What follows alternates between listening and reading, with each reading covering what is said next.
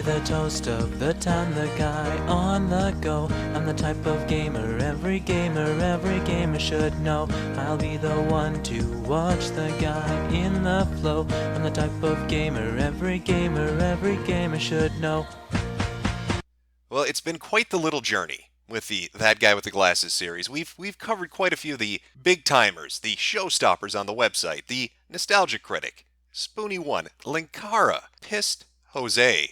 And soon here, we're going to be approaching the end of the series. We're getting into the final stretch, and there's a real differentiation between the beginning episodes and what we're going to be getting into.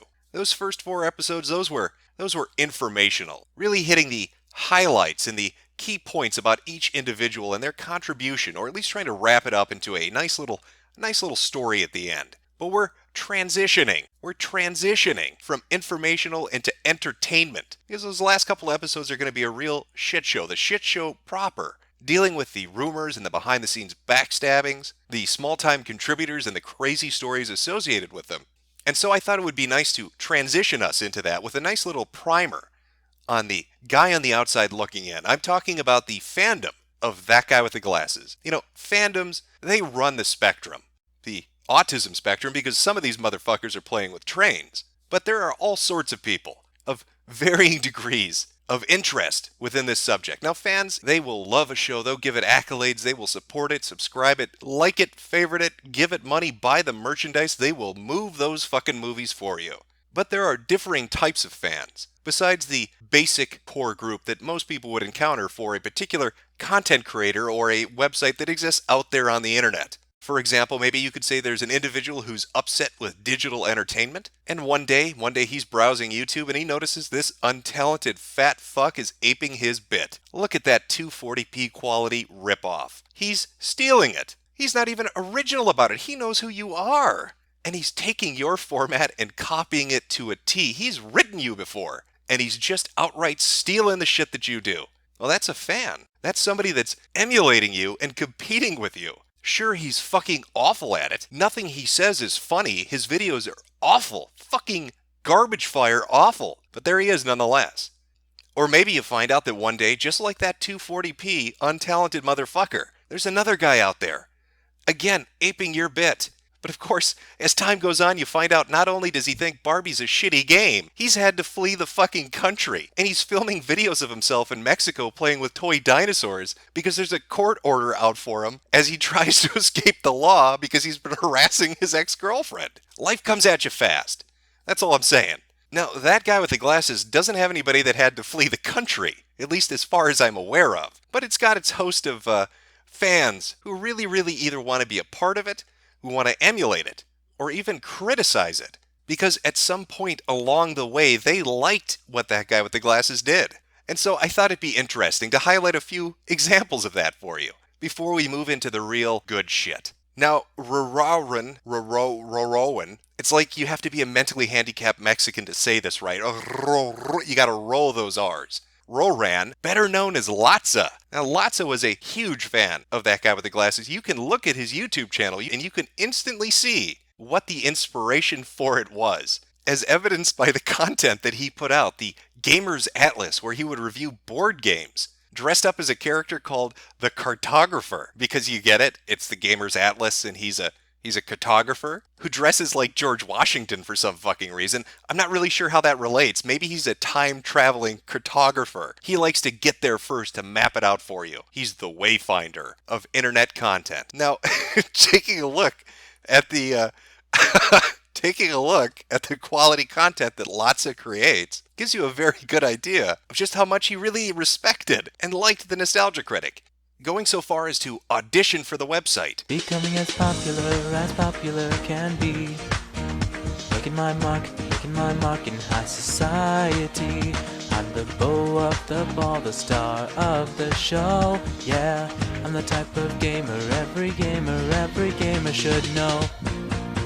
Sadly, that did not work out too well for him. I mean, he had the formula down. Shitty, unfunny skits with tons and tons of side characters, all acted and portrayed by Latza himself. You think that Doug Walker would have looked at this and said, holy shit, I have a long-lost twin brother I didn't know about. But that didn't stop our little Latza. No, he doesn't give up. He's into deep plots, and he really knows how to write his way into something. Not getting the audition spot that he was looking for, he came up with a brilliant idea. If you're not gonna hire me, I'm gonna fucking hire you. And so he went about creating an Indiegogo account, My Date with a Secret Agent, an action comedy musical featuring inspired by VGHS and Dr. Horrible, featuring Doug Walker and Malcolm Ray from That Guy with the Glasses. Well, holy shit! He got him! They wouldn't let him set foot on their website, but he found a way to get them to work with him. And he only needs $700,000 to fucking do it! Of course, sadly, he only reached 521. I don't know why. Just look at this pitch video. But what will you get if you back this campaign? Well, I'm glad that you asked. Here's Malcolm to explain. For $200, your actor of choice will record a brief message or character voice. Or maybe a song is more what you need. Nick and Cody will do it. They're up for the deed. And if you don't want that, or if gaming's more of your thing, Paul will buy you a game of your choice. Anything. So that's my campaign. Thanks for pledging today. But if you can't do that, help us in another way. Please share this campaign everywhere you see fit, on Facebook and Twitter, or even Reddit. Help us reach our goal. We're well on our way. So thank you again, and have a nice day. I just don't know how people could pass up on this. Did you understand that this man was going to have Q himself in the production? Just listen to this ringing endorsement from John Delancey himself. His agent said, he might be interested. Please write back when you're further along in the process. Fucking sold. Where do I donate to this? How could this not have achieved its budget, its modest budget of $700,000 by an unknown man who makes content on the internet? But apparently people just couldn't appreciate Rararan Productions.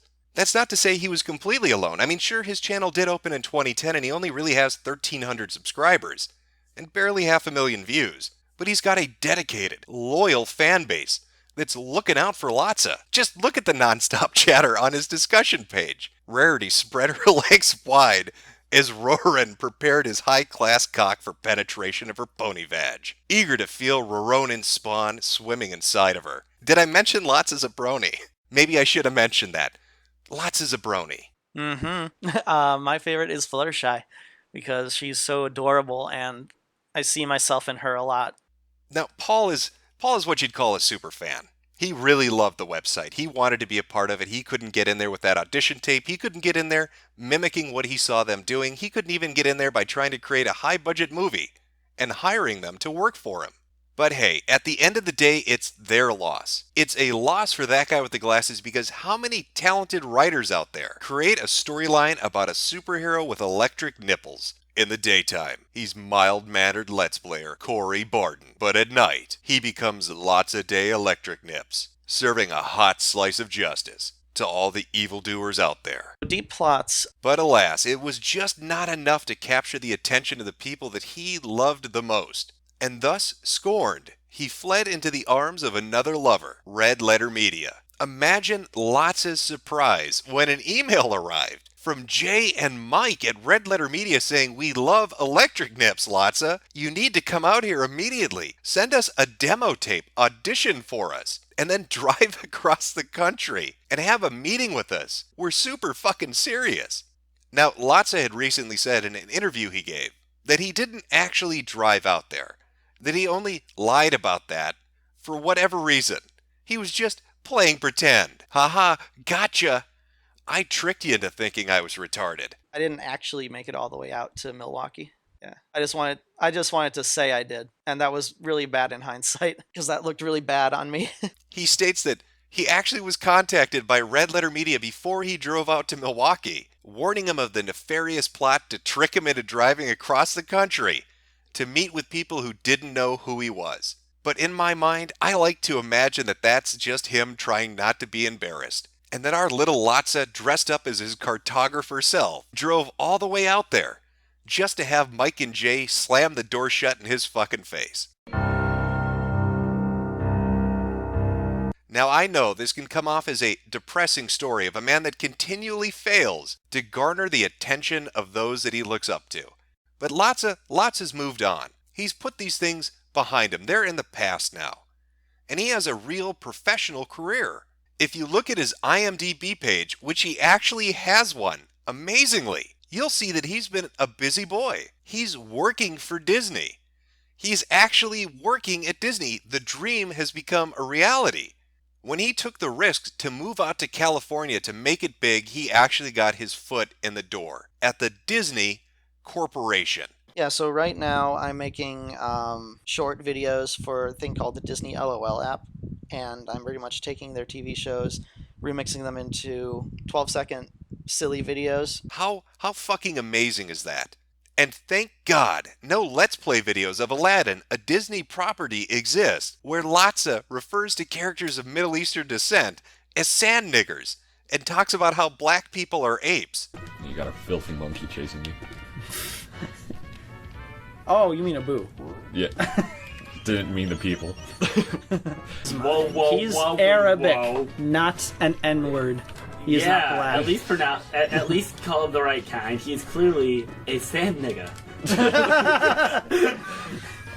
My bad. Thomas, don't you know sand niggas can't climb? White men can't jump, niggas can't swim, sand niggas can't climb. Because that would probably make it really awkward working for Disney. But luckily, that's not real. He never made that video on the channel Gameception, which he runs with a friend and a family member, because no official copies of it still exist. And if you were to by chance go and look up older mirrors of it and run across this, which says it's been taken down by Rararan Productions, that in no way indicates that Lotsa actually did this. But Disney has bigger things to worry about, like obese men from Nickelodeon sneaking on set to steal their actresses' shoes. Now, Lotsa is what you would describe as a superfan, but there were other variations of the fandom that branched out to do their own thing, whether that was emulate it or critique it. Now, as far as emulation goes, there's a now defunct website, Reviewtopia, which was a carbon copy ripoff of That Guy with the Glasses. Strangely enough, they actually had people jump back and forth between That Guy with the Glasses and Reviewtopia to put their video content on both sites.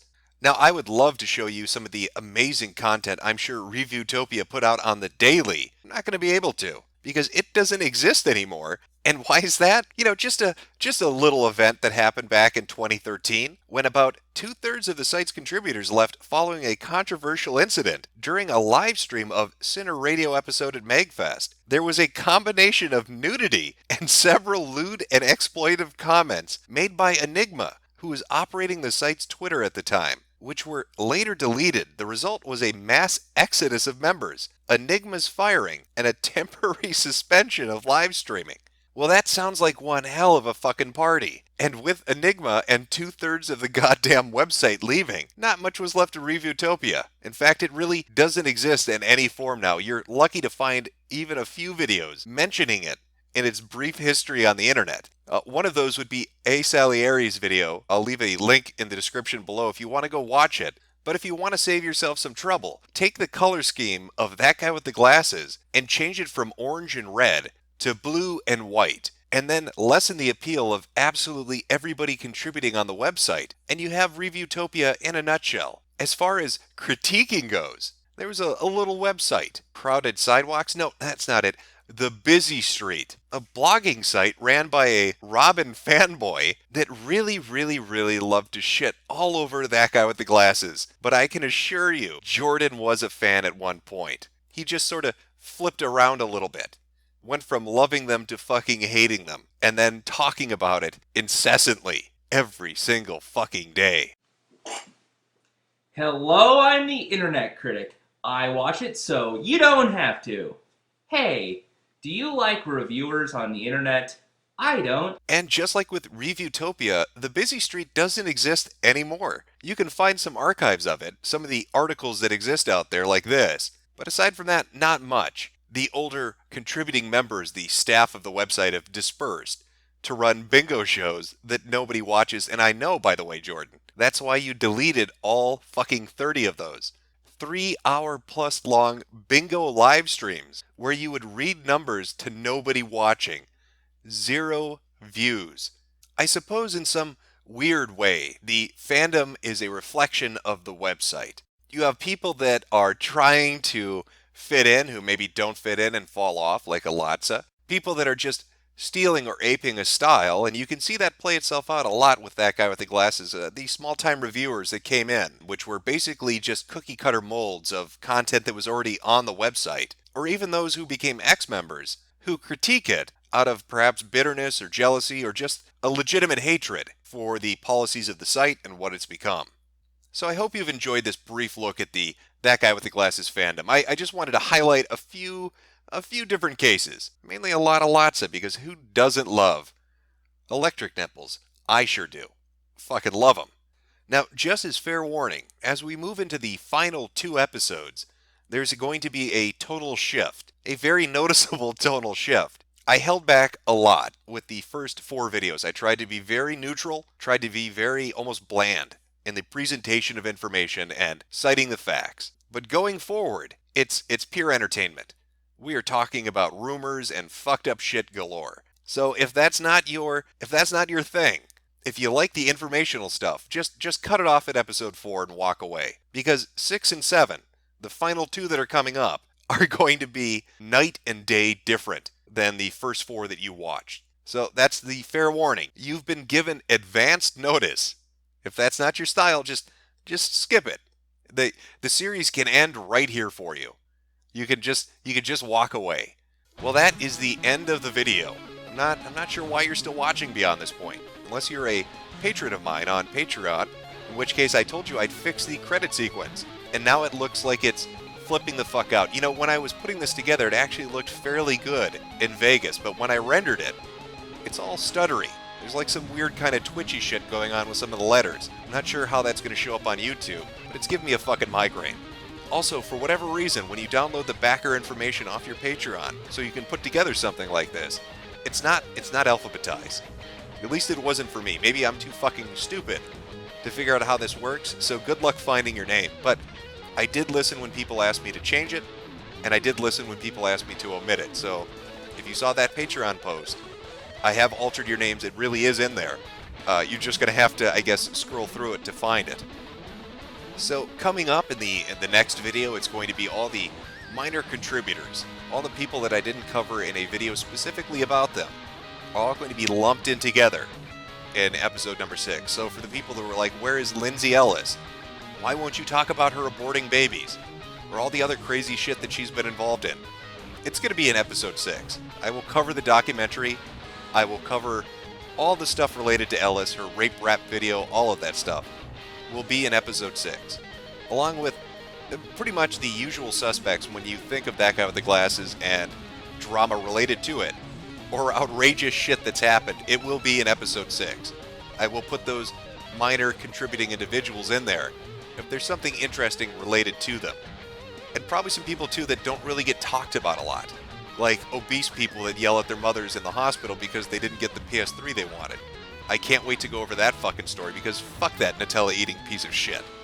And then finally for the very last video is going to be all the wild shit. All the infographs and rumors and stories and conspiracy theories and plots and just off-the-wall bonkers shit. And all the stuff that I omitted from the first 4 videos. All of that's going in to the very last video. So we're going to cover a lot of stuff. If you watched the Nostalgia Critic one, why aren't you talking about Mashad more and the Walker brothers and their money management and how they run the site and their personalities behind the scenes? That will go in episode 7. You know, why didn't you talk about Spoonie and his illnesses or his brother more? Episode 7. Linkara, what about his dating life? Episode 7. What about Angry Joe and all the stuff he's been involved in? Like monetizing a video about some guy killing himself. Again, episode 7. And then more. So it will be touched on. Believe me, I'm not omitting it. It's all going in there. The next 2 episodes will be very different than the first 4 that came out. So with that out of the way, I will let the credits scroll on, let the music play on, and let it end out the video.